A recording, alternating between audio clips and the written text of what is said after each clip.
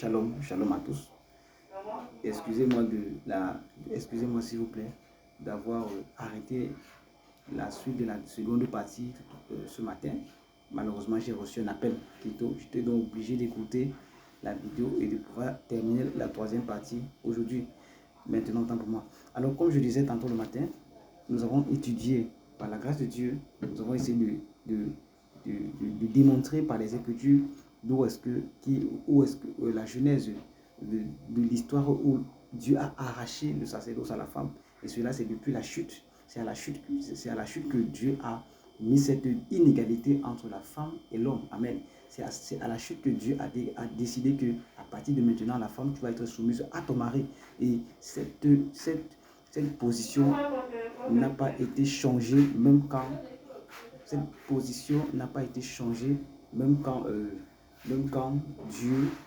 quand Jésus-Christ est venu et qu'il est mort à la croix pour nous. Cette position n'a pas du tout changé. Alors bien aimé dans le Seigneur, il est important que nous, en tant qu'enfants de Dieu, que nous puissions marcher selon les Écritures, que nous ne puissions pas marcher comme nous voulons. Amen. J'ai démontré par la grâce de Dieu, au travers des Écritures, la jeunesse, qu'au commencement, Dieu avait créé l'homme et la femme de manière, ils étaient égaux. Mais à cause de la chute, voilà, c'est ça qui a donc apporté ce schisme entre l'homme et la femme. Et c'est ça qui a apporté cette inégalité. Et vous savez, le but de Satan, c'est de quoi? C'est d'amener l'homme à combattre les principes divins. Et cela depuis la chute. C'est pour ça que l'apôtre Paul nous dit dans 2 Corinthiens chapitre 11 d'être prudent. Parce que de la même manière que le serpent a pu séduire Ève, c'est ainsi Ève qui est un type d'église, c'est ainsi aussi que le serpent veut renverser aujourd'hui les chrétiens en les poussant à faire ce que Dieu n'aime pas. Beaucoup de personnes plus se plient sur leur expérience, se plient. Non, moi, vraiment, c'est parce que comment tu peux dire que je ne peux pas être pastoresse? Or, Dieu m'utilise puissamment pour faire des choses. Bien aimé, Dieu utilisait Moïse. Dieu a demandé à Moïse de parler sur le rocher, mais Moïse a plutôt frappé le rocher. Mais ça n'a pas empêché que l'eau puisse couler.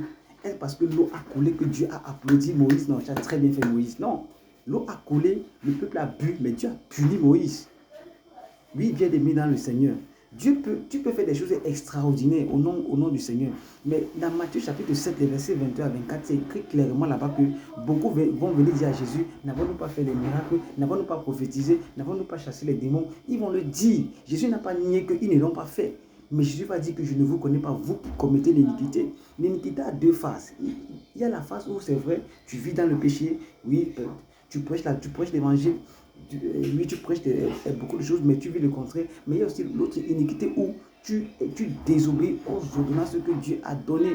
J'ai essayé d'expliquer cela par la grâce de Dieu. J'ai essayé d'expliquer que Dieu ne peut pas utiliser une femme. Pourquoi? À cause du fait que la femme est soumise à l'autorité de l'homme. Qu'il soit chrétien ou païen, la femme doit être soumise à l'homme, doit être soumise à son père ou à son mari, selon les Écritures. Amen. Et comme au Seigneur, c'est ce que dit la Bible. Donc l'autorité du mari est, on peut dire, c'est égal à l'autorité de Dieu. Ça veut dire que la femme ne dépend pas de Dieu. Elle dépend de son mari, elle dépend de l'homme. Amen. Alors bien aimé dans le Seigneur, face à ces peu de versets que, par la grâce de Dieu, on a pu énumérer, jugez-en vous-même. Je vais parler comme l'apôtre Paul. Est-ce que la femme peut enseigner dans l'église? Je précise bien dans l'église où les hommes sont assis. Est-ce qu'une femme peut enseigner à l'intérieur? Oui, ma soeur, toi qui enseignes, toi qui te dis non, je suis pasteur, et dans l'église, il y a des hommes, il y a des frères, il y a des soeurs qui sont assis là. On a vu, tu vas prendre l'exemple de Déborah. Déborah n'enseignait pas le peuple, mais elle jugeait le peuple. C'était une fonction administrative. Ne t'appuie pas sur Joël chapitre 2, le verset 28. Là-bas, il n'est pas dit que les frères et les soeurs vont enseigner, ils vont plutôt prophétiser. Il faut plutôt prophétiser et non enseigner. Il n'y a pas un verset où la parole nous dit que tous les chrétiens doivent enseigner. Comme le monde, et je vais me repentir. Comme le montre où dans la parole de Dieu, on a vu une femme prophétesse, apôtre plutôt. On parle de, j'entends certains dire que oui, il y a, je crois que c'est Junia qui était apôtre, qui a dit qu'il y avait une femme apôtre. Si même, prends le cas, si même Dieu voulait qu'une femme soit apôtre, pourquoi est-ce que parmi les 12, Dieu n'a pas pris une femme? Puisque c'est même les femmes qui sont là à annoncer la résurrection de Jésus. Ce n'étaient pas les disciples. Mais pourquoi Dieu n'a pas pris une femme parmi les 12? C'est vrai que dans le marché dans l'histoire de Da Vinci, pour ceux qui ont même les chrétiens, ont même ce tableau chez eux. Là où il y a Jésus avec les 12 disciples, il y a une personne qui est couchée comme ça sur Jésus. Ce n'est pas Jean, c'est Marie-Madeleine, pour ceux qui ne savent pas. Selon les Illuminati, voilà, Marie-Madeleine faisait partie des 12 disciples et on dit même que c'était la copine de Jésus. Et qu'ils auront eu un enfant qui a gardé le secret du Saint Graal. Bon, pour ceux qui ont vu un film là, Ange et démon, ils peuvent comprendre. Un gros mensonge comme ça que l'ennemi a balancé pour faire comprendre que non, voilà. Tout cela, c'est tout simplement pourquoi? Parce que l'ennemi veut faire ceci. L'ennemi veut faire croire à l'église qu'il y a égalité entre l'homme et la femme. C'est ça le problème, mes frères et mes soeurs. C'est qu'on vous fait croire que vous êtes égaux. Non, vous n'êtes pas égaux. Vous pouvez avoir un niveau intellectuel même plus grand que la pauvre. Vous réfléchissez plus que nous, ça c'est une plus vérité. Mais bibliquement, selon la pensée parfaite de Dieu, vous êtes soumis, vous devez être soumis à un homme. C'est la parole de Dieu qui le dit, ce n'est pas l'homme qui l'a voulu, mais c'est la parole de Dieu qui l'a voulu. Alors ma soeur bien-aimée, moi je vais te poser cette question. Toi qui prends les exemples des femmes, je ne vais pas citer les noms, qui sont célèbres dans le monde, oui, tu me dis que non, vraiment, ces femmes-là rendent ministère, on voit. Ma soeur, ces femmes-là peuvent remplacer la parole de Dieu. Ces femmes-là sont plus intelligentes que la parole de Dieu. Ah, on parle qu'elles ont reçu la révélation. Donc des révélations qui contredisent la parole de Dieu. Oh, Église, lève-toi. Église du Seigneur, lève-toi. Église du Seigneur, lève-toi. Église du Seigneur, lève-toi. Moi, quand quelque chose n'est pas testé dans les Écritures, personnellement, je ne vais jamais croire. Qu'on me taxe de religieux, qu'on me taxe de légaliste, comme certains disent, je ne vais jamais croire. Il y a même des personnes qui partent jusqu'à dire, certains vont dire que Christ a, donc, chacun essaie de justifier le salut, comme si Jésus-Christ était venu pour donner une place à la femme. Non, Jésus-Christ est venu mourir pour que nous soyons sauvés. Ce n'est pas pour que la femme puisse prêcher, mais c'est pour que nous soyons sauvés. Et les apôtres ont enseigné clairement que la femme doit gagner son mari dans le silence. L'apôtre Pierre a dit la même chose comme l'apôtre Paul. La Bible dit que le témoin de deux ou trois est vrai. Pourquoi les apôtres ont insisté sur cela? Ce n'était pas une affaire de contextuel. C'est la parole de Dieu. C'est la parole de Dieu, mes frères. C'est la parole de Dieu, mes soeurs. Pourquoi nous ne voulons pas accepter la parole de Dieu? Pourquoi nous voulons nous justifier? Pourquoi nous voulons chercher des faux raisonnements? Déborah était juge. Pourquoi nous voulons faire cela, mes frères, mes soeurs? Oh, nous sortez de ce système-là qui veut nous faire croire que l'homme et la femme sont égaux. Ils ne sont pas égaux. Certains disent que, certains prennent cet argument, le Saint-Esprit n'est pas un homme, ce n'est pas une femme. Ok, comme le Saint-Esprit n'est pas un homme, ce n'est pas une femme, pourquoi vous refusez donc les mariages homosexuels dans vos églises? Puisque vous dites que en Christ, il y a ni homme ni femme, acceptez aussi le mariage homosexuel. Pourquoi c'est seulement pourquoi c'est là où ça vous arrange que vous dites que non, il n'y a ni homme ni femme. Mais maintenant, vous condamnez l'homosexualité. Oh, c'est le même argument qu'ils disent. Je suis libre d'aimer un homme, je suis libre d'aimer une femme, même si je suis homme. Voilà. Parce qu'en Jésus aussi, il n'y a ni homme ni femme. C'est ce que l'apôtre Paul, l'apôtre Pierre a dit, que beaucoup tordent les Écritures pour leur propre ruine. Je vais encore éclairer à ce niveau. Quand la Bible dit que dans le royaume des cieux, il n'y a ni homme ni femme, ça ne parle pas sur la terre. Nous sommes sur la terre physiquement. Parce que sur la terre, il y a l'homme, la femme, le père, la mère, l'enfant, les autorités. Mais quand on parle dans le royaume de Dieu, on parle en fait de notre vie après la mort ou bien après l'enlèvement. Parce qu'au ciel, il n'y a pas de mariage. C'est au ciel qu'il n'y a ni homme ni femme. Nous sommes comme des anges. C'est ce que Jésus-Christ a dit aux Sadduciens qui voulaient les prouver en leur faisant croire que la résurrection était une connerie. Parce que si une femme a épousé cet homme et que tous meurent au ciel là, qui sera sa femme? C'est là où Jésus leur a dit que mais vous ne comprenez même pas les Écritures. Parce qu'au ciel, on ne se marie pas, on sera comme des anges. Donc la réalité, en principe, la réalité, donc ce passage nous présente juste la réalité spirituelle, mais le mariage, la vie sur la terre physique. Et elle est régie par des ordonnances que nous devons respecter. Donc si nous disons que non, le Saint-Esprit n'est pas ni homme ni femme, c'est pour dire que on peut aussi être homosexuel. C'est ça le problème. Écoutez, l'ennemi, si vous ayez le discernement, Satan a renversé l'homme comment? Il est passé par la femme, n'est-ce pas? Je viens quelque part, c'est juste une petite parenthèse. Quand Satan vient parler à la femme, il dit à la femme, Dieu vous a-t-il dit? Il y a une chose qu'il faut savoir, Dieu n'a jamais parlé à la femme. Dieu a donné l'ordre à l'homme, tu ne mangeras pas. Je n'ai jamais lu là où on a dit que Dieu a fait asseoir l'homme et la femme et il a parlé. Non, la preuve, il a d'abord créé l'homme. C'est à l'homme qui donne l'instruction. Mais quand le serpent vient tenter Ève, le serpent vient d'abord avec une double ruse. Vous lisez ma ruse, mais il y a une double ruse. Dieu vous a-t-il réellement dit, vous ne devez... Maintenant, quand elle tombe dans le jeu en disant, il nous a dit, est-ce que c'est à toi qu'il a dit, femme? C'est par là que le serpent a pu avoir Ève. Et vous savez, Dieu a analysé tout cela. Et c'est pour cela donc que Dieu a sorti cette sentence-là, que tu vas être soumis à cet homme. Parce que tu as désobéi à l'ordonnance que je lui ai donnée. De ne pas manger le fruit. Tu as désobéi et tu l'as encouragé à pécher. Donc à cause de cela, je t'arrache l'autorité sacerdotale que en principe tu devais avoir. Il faut comprendre la pensée de Dieu. Et pour comprendre la pensée de Dieu, elle est en même relation avec les Écritures de Dieu. Donc quand Dieu a vu la scène de loin, il a analysé l'attitude de la femme. La femme a pris le devant, elle a pris la position. En principe, une femme qui est soumise à son mari, un étranger vient te parler, tu peux chercher ton mari, que papa, pardon, toi viens défendre un peu l'affaire. L'affaire, si toi tu étais là le jour là, mieux placé pour pouvoir parler comme ce que Dieu a dit. Moi, je n'étais pas là, viens un peu l'expliquer. Mais elle a pris les devants. Elle a écouté ce que le serpent disait et elle a encouragé son homme à pécher. C'est la raison pour laquelle Dieu a sorti la sentence là. Et l'apôtre Paul a souligné ça clairement dans 1 Timothée chapitre 2, à partir du verset 11. Il a dit clairement que la femme a péché et s'est rendue coupable. Je vais encore le répéter. Quand Paul le dit, l'église est déjà née. Quand Paul le dit, Jésus-Christ est enlevé. L'apôtre Paul a toujours fait la différence entre la loi et la grâce. Donc ce n'est pas une histoire que non, Jésus est venu. Donc en fait, je suis dépassé. Jésus est venu pour appeler la dîme. Jésus est venu pour que la femme puisse enseigner. Donc Jésus est venu pour faire de bordel. Donc Jésus n'est même plus venu pour enlever le péché. Mais il est venu pour soi-disant enlever la loi. Ça n'avait rien à voir avec la loi.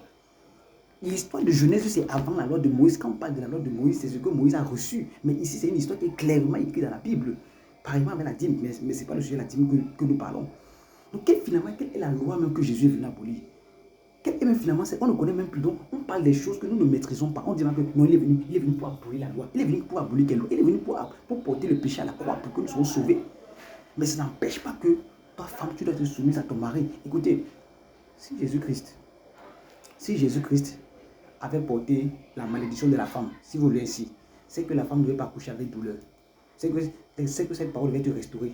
C'est que la femme ne devait pas accoucher avec douleur. C'est que Dieu n'a pas dit que la femme doit être soumise à son mari. Et c'est qu'on ne devait pas mourir physiquement. Mais tout ce que le Seigneur a dit, et c'est qu'on ne devait même plus travailler. Voilà, ces 4 choses-là. Il faut que tu retiennes bien cela.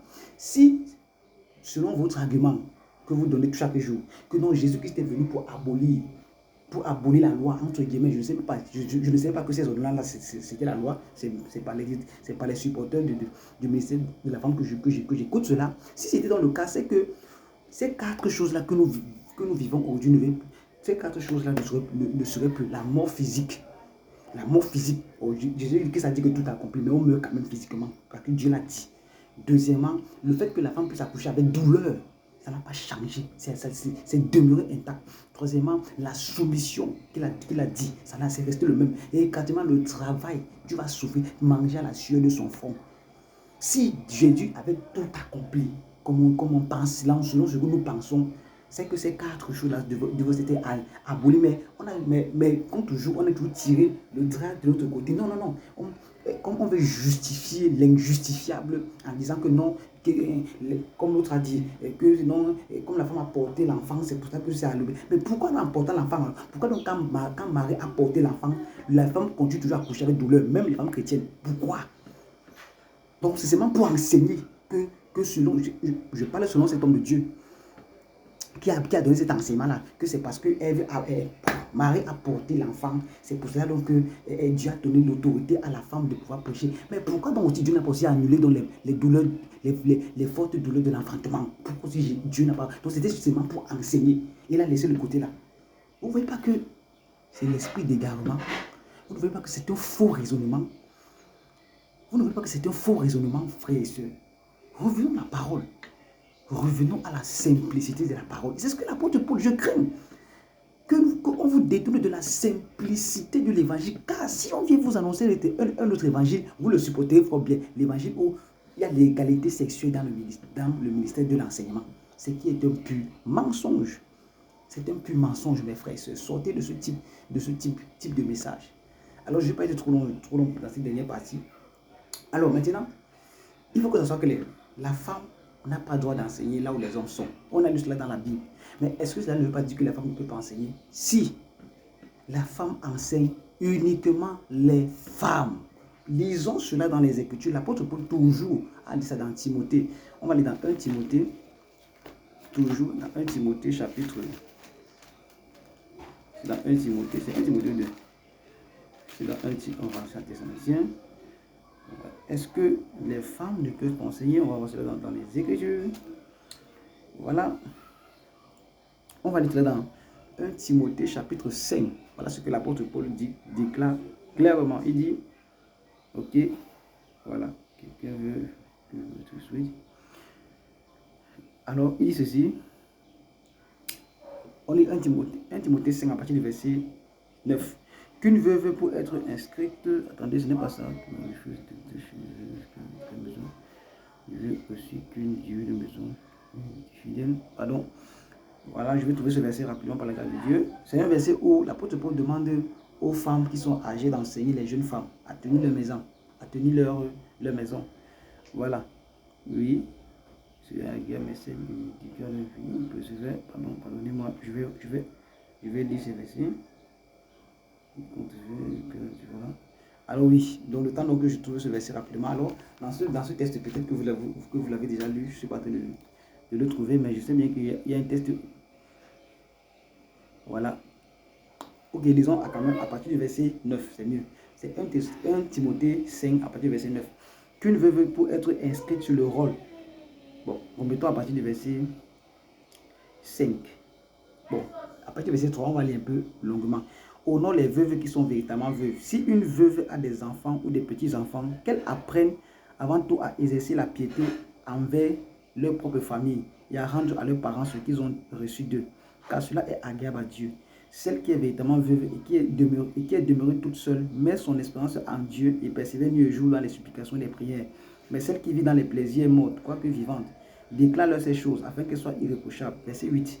Si quelqu'un n'a pas soin des siens et principalement de ceux de sa famille, il a renié la foi, il est pire qu'un infidèle. Verset 9. Qu'une veuve pour être inscrite sur le rôle n'est pas moins de 60 ans. Qu'elle ait été femme d'un seul mari, qu'elle soit appliquée à toute bonne œuvre, ayant élevé les enfants, exercé l'hospitalité, lavé les pieds des saints, secouru les malheureux, pratiqué toute espèce de bonnes œuvres. Mais refuse les jeunes veuves, car lorsque la volonté les détache de Christ, elle veut se marier et se rendre coupable en ce qu'elles violent leur premier engagement. Après cela, étant oisives, elles apprennent à aller de maison en maison. Et non seulement elles sont oisives, mais encore causeuses et intelligentes, disant ce qu'il ne faut pas. Dit, je veux donc que les jeunes se marient, qu'elles aient des enfants, dans les jeunes femmes. Les jeunes se marient, ici il parle des jeunes femmes, qu'elles aient des enfants, dirigent leur maison et qu'elles ne donnent à l'adversaire aucune occasion de médire. Car déjà quelques-uns se sont détournés pour suivre Satan. Si quelques fidèles hommes ou femmes a des veuves qui les assistent et que l'Église n'en soit point chargée afin qu'elles puissent assister celles qui seront véritablement veuves. Donc bien aimé dans le Seigneur, il y a un passage clairement qui dit que les veuves doivent enseigner les jeunes femmes à tenir leur maison. Ce texte-là, je ne suis pas en train de le voir, mais je sais que je l'ai déjà lu dans la parole. Alors, c'est pour faire comprendre que la femme qui veut enseigner, doit enseigner uniquement les femmes. C'est pour ça que vous allez voir que dans certains ministères où les femmes ne sont pas pasteurs, pendant les programmes des femmes, c'est elles qui enseignent. C'est pas mauvais, même si les hommes assistent. Là-bas, c'est pas mauvais. C'est un programme qui est réservé exclusivement aux femmes. Dans les programmes qui sont réservés exclusivement aux femmes, la femme peut pouvoir exercer un ministère. Et à ce niveau, je connais plusieurs sœurs qui ont des ministères exclusivement de femmes, même sur WhatsApp. Et elles enseignent ces femmes. C'est biblique. Amen. Elles jouent leur rôle, si vous voulez, de pasteur. Là-bas, il n'y a pas de souci.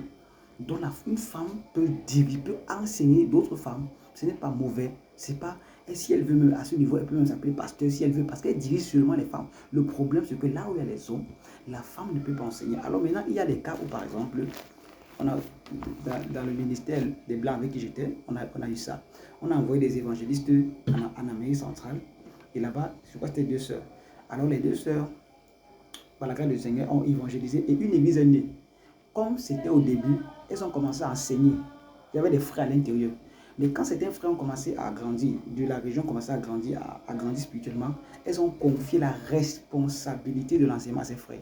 Là, de manière exceptionnelle, un peu comme dans le cas où c'était Déborah qui était juge, parce que c'était la seule femme qui était spirituelle à son temps. C'est pour ça que dans son domaine de juge, le Saint-Esprit l'avait localisé. Mais vous voyez que même dans l'activité, elle est quand même allée chercher un homme. Donc une femme, le Seigneur peut l'utiliser temporairement quelque part. Où elle commence, où par la grâce de Dieu commence une œuvre. Elle peut former les hommes, ça peut arriver. Mais à un moment, elle va laisser la place aux hommes. Pourquoi? Parce que Dieu travaille avec les hommes. Mais elle ne peut pas s'asseoir là toute la vie. Et c'est elle qui dirige les hommes. C'est malséant d'abord.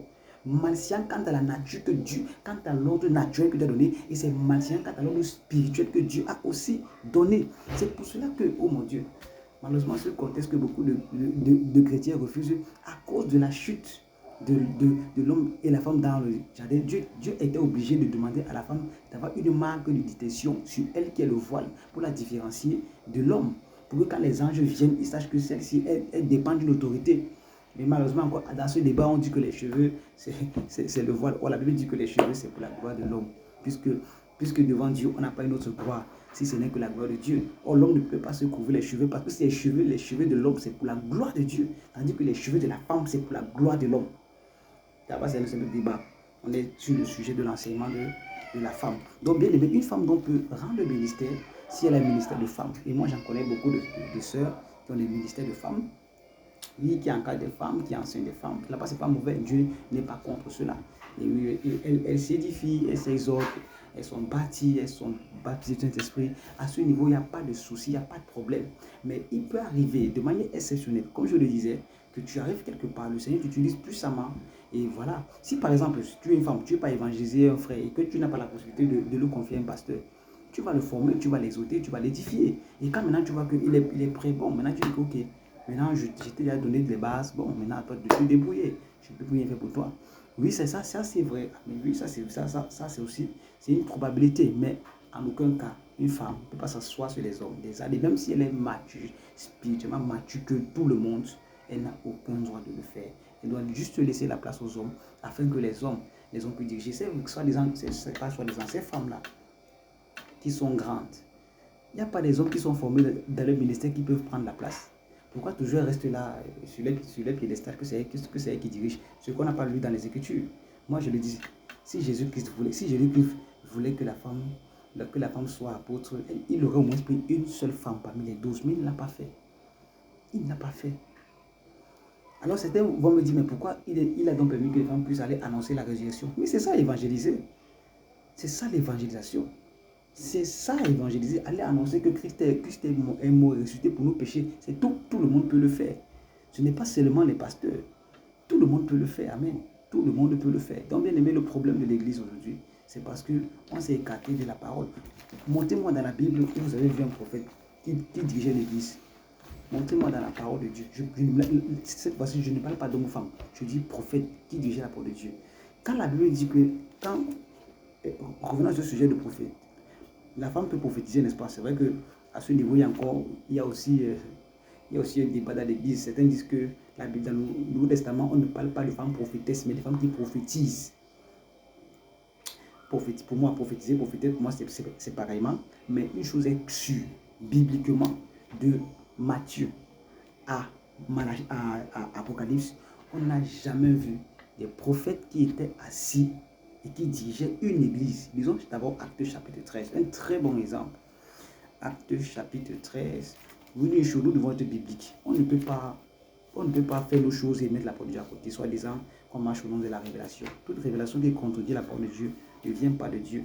Donc, disons la parole de Dieu, Actes chapitre 13. Actes chapitre 13. Actes chapitre 13. Excusez-moi d'en parler, ça va toujours avec le sujet. Donc, il y avait dans l'église d'Antioche des prophètes et des enseignants. Dans d'autres versions, c'est des docteurs.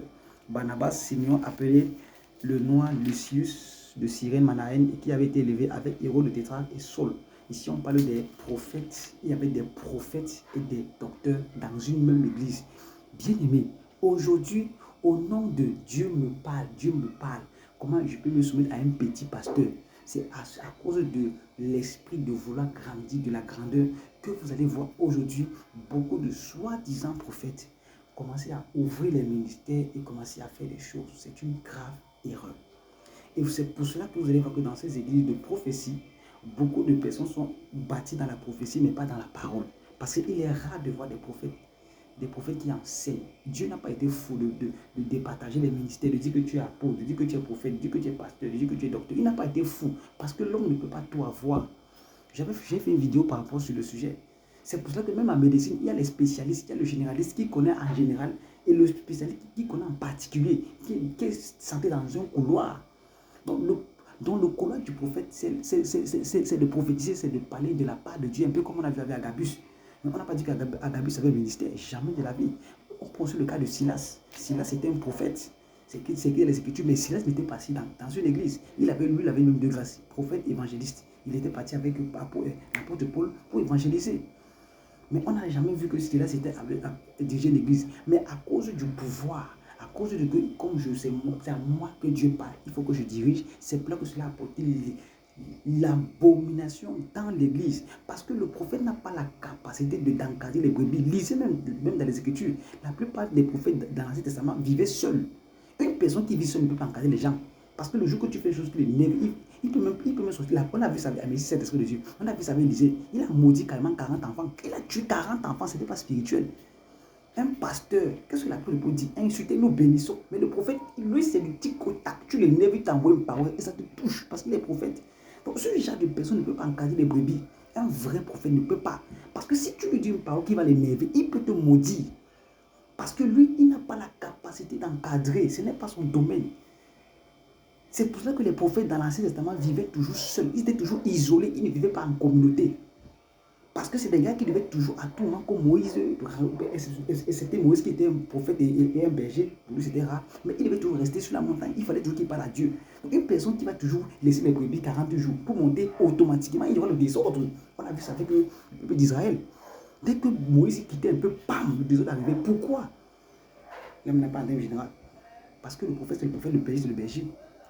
Donc Dieu n'a pas été fou qu'il a donné aux hommes comme apôtres, aux autres comme prophètes, aux autres comme évangélistes. Voilà. Mais maintenant, aujourd'hui, vous allez voir même des évangélistes qui ont des ministères. Il est évangéliste, mais il dirige une église comme un pasteur. Un évangéliste ne reste pas assis dans une église. On a vu ça avec le grand frère, comment il s'appelle, qui est mort là. Le grand frère allemand là, Reinhard Bonnke. Reinhard Bonnke passait beaucoup de temps à aller évangéliser. Et quand il gagnait les hommes, il ne créait pas son ministère. Il est confié au pasteur. Quand il arrivait dans une région, dans une ville, il contactait les pasteurs qui étaient là. Que bon les gars, moi je suis venu pour évangéliser. Maintenant voilà, les âmes qu'on va gagner, je vais vous les confier. Parce qu'il était évangéliste, il a fait son domaine. Il a pris les brebis et il les donné aux pasteurs de les édifier, de les exhorter, de les encadrer. Mais aujourd'hui, surtout chez nous en Afrique, malheureusement à cause de la sorte du pouvoir, on veut faire tout. On veut être prophète, on veut être apôtre, on veut être pasteur, on veut être docteur. C'est pour cela que vous voyez que beaucoup même s'appellent prophète, apôtre, pasteur. Donc on veut faire tout une fois. Donc tu es une fois. Le doigt veut être en même temps le pouce, l'index, toutes ces choses-là. Frère, pourquoi est-ce qu'il ne va pas le désordre à l'église? Parce qu'on a quitté les principes bibliques. Parce qu'on a quitté les principes bibliques. J'ai des témoignages légion par rapport au ministère où c'est les femmes qui gouvernent. Je connais au moins sur 10 ministères, 7 qui ont des mauvais témoignages. C'est la preuve que Dieu n'est pas dedans. C'est la preuve que Dieu n'est pas dedans. C'est la preuve que Dieu n'est pas dedans.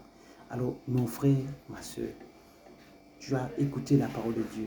Tu as eu les versets. Excuse-moi, je n'ai pas encore la capacité de pouvoir écrire les versets pour que tu puisses les retenir. Mais voilà ce que le Saint-Esprit a voulu que je partage avec toi. Je ne veux pas condamner une soeur qui enseigne les hommes. Non, ma soeur. Mon but n'est pas de te condamner, mon but n'est pas de te juger. Mais je dois te dire la vérité. Que si tu demeures dans le mensonge, tu ne peux pas être sauvé. Excuse-moi, mais je te dis la vérité. Même si tu vas me détester, même si tu vas me déconnecter de la page scientifique pour le ciel, pour moi, ce n'est pas un problème. Mais au moins, je t'aurais dit la vérité. Parce que je t'aime. Parce que je veux que tu sois sauvé. Bien aimé, moi aussi, avant, je crois aussi que les femmes pouvaient prêcher. Mais quand Dieu m'a enseigné sur ça, moi-même, j'ai eu peur de Dieu. Quand Dieu a commencé à m'enseigner la réalité, la différence entre comment est-ce qu'il voit l'homme, comment est-ce qu'il voit la femme, j'ai eu peur de Dieu. C'est pour cela que je peux comprendre pourquoi il demande à la femme de se voiler, par exemple, quand elle est dans la présence de Dieu. Et je prie beaucoup pour mes frères et mes soeurs qui n'ont pas encore cette révélation, que le Seigneur enlève les écailles de les yeux, afin de ne pas être pollué par l'Occident. L'Occident n'est pas la Bible. L'Occident n'est pas la Bible. Ils ont trop menti, trop trompé. Revenons à la simplicité de l'évangile.